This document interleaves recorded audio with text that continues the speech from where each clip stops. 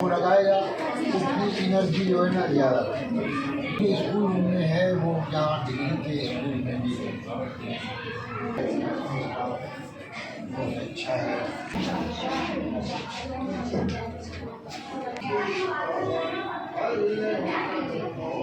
यहाँ पे जैसा कि हमारे पास है इथाइल क्लोराइड जिसका फॉर्मूला हमारे पास है C12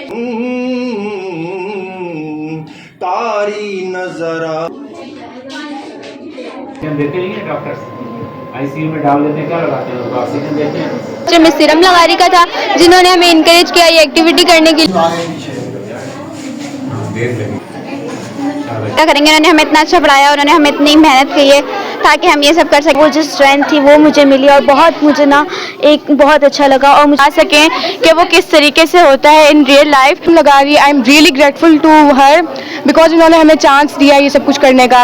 हमारे अंदर इतने गट्स थे, इतने हम विलिंग थे कि हम ये ग्रुप मॉडल तैयार। उन्होंने हमें इसे काबिल बनाया कि हम ये मॉडल्स बना सकें।